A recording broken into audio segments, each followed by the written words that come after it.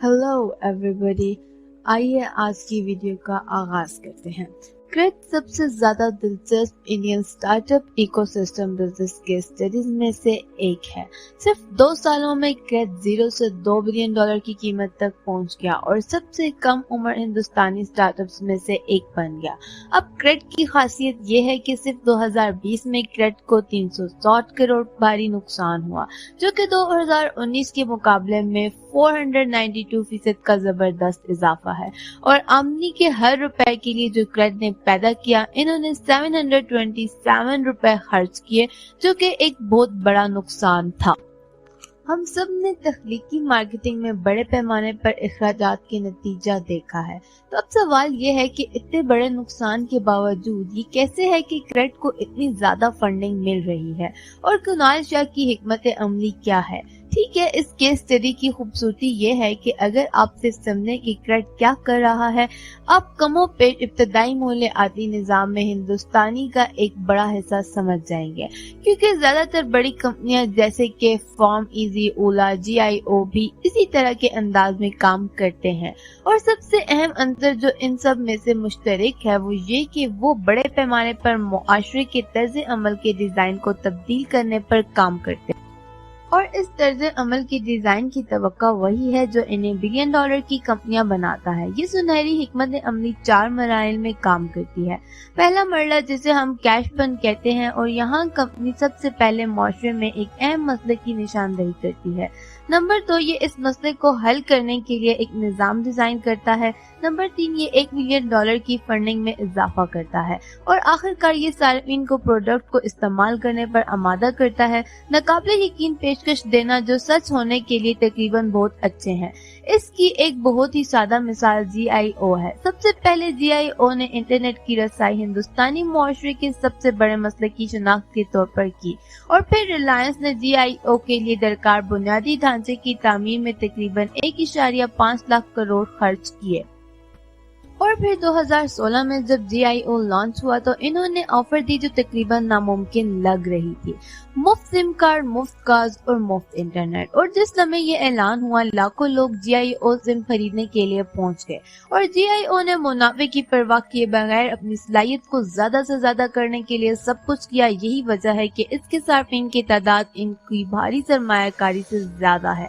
मजीद इन्हें 2016 में $31 रुपए का नुकसान हुआ। बिल्कुल इसी तरह जब 2018 में क्रेड में शुरू में हुआ था, तो इन्हें क्रेडिट कार्ड होल्डर्स की सबसे 3 बड़े अहम मसाइल की शिनाख्त की। Number 1, पोशीदा charges. नंबर 2, भूल जाने की वजह से लेट फीस। और नंबर 3, इजाफी दिलचस्पी है। और इन्होंने वक्त पर अदायगी के अमल को तरगीब देने के लिए बड़े पैमाने पर कैश बैक्स और प्रोजेक्ट्स जो है शुरू किए। और इन्होंने वक्त पर अदायगी के अमल को तरगीब देने के लिए बड़े पैमाने पर कैश बुक्स और पेशकशें शुरू की, और ये पेशकशें मुफ्त फ्लाइट टिकट की तरह हैरत अंगेज थी, इंतहाई मुनाफा बख्श छूट और 1000 कैश बुक्स भी।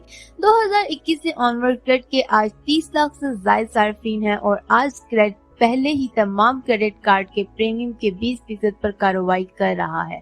तो इस तरह मुख्तसर वक्त के अंदर फेज 1 में कंपनियां मुराआत पेश करती हैं ग्राहकों को इनकी मसनूआत को इस्तेमाल करने के लिए, आखिर में अपने सार्फिन की बुनियाद को बढ़ाने के लिए। और यही वो चीज है जो हमें फेज 2 में लाती है। फेज 2 आदात के बारे में है। एक बार जब आपने GIO सिम खरीदी तो आपने कभी टॉक टाइम डाटा की फिक्र नहीं की, और हम सब लापरवाही से इस नए इंटरनेट के ऐशो आराम के आदी हो गए। इस तरह क्रेड के मामले में जिन लोगों के पास 2-3 क्रेडिट कार्ड्स हैं, क्रेड का इस्तेमाल इतना आसान पाया कि इन्होंने अपना रवायती तरीका इस्तेमाल करना छोड़ दिया, जिसमें इन्हें अपनी इस बयानात की तवील फहरिस्त से गुजरना पड़ा और तलाश करने की कोशिश कर रहे हैं कि आया वहां पर हर क्रेडिट कार्ड पर पोशीदा चार्जेस हैं। आपको ये भी नहीं बता सकती कि क्रेड खुद एक सार्फ के तौर पर कितना हैरत अंगेज महसूस करता है, इस खौफनाक एहसास के बारे में जहां आपको पता नहीं कि आपका पैसा कहां जा रहा है। दरअसल एक वक्त था जब मैंने सोचा कि कोई हैकर है जो मेरे पैसे चोरी कर रहा है, ठीक है, और मैं इसके बारे में मजाक भी नहीं कर रही। तो इस तरह फेज 2 में इनका इंतहाई मौसर निज़ाम इस्तेमाल करते हुए कंपनियां बज़ाहिर हमें नए मामूल की आदत डालती हैं, जिसमें हम अब सिस्टम की रुकावटों को एडजस्ट करने के आदी नहीं हैं।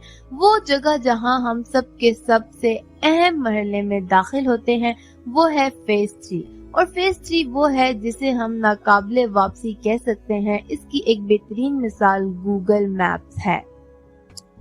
अब आपने मुशाहिदा किया होगा कि हमारी नस्ल के अक्सर लोग कभी किसी निशान, गली या चौक का नाम याद करने की ज़हमत नहीं करते। दर हकीकत में गूगल मैप के इतने आदी हो चुके हैं, मैं खुद गूगल मैप की इतने आदी हो चुकी हूँ कि अगर आप मुझे किसी शहर या गली में छोड़ आए तो ऐसे भटकने लगूंगी जैसे किसी जंगल में आ गई हूँ, क्योंकि गूगल मैप ने हमारे लिए चीज़ों को इतना आसान बना दिया है कि अब हम अपने दिमागों पर जोर डालने की ज़हमत नहीं करते।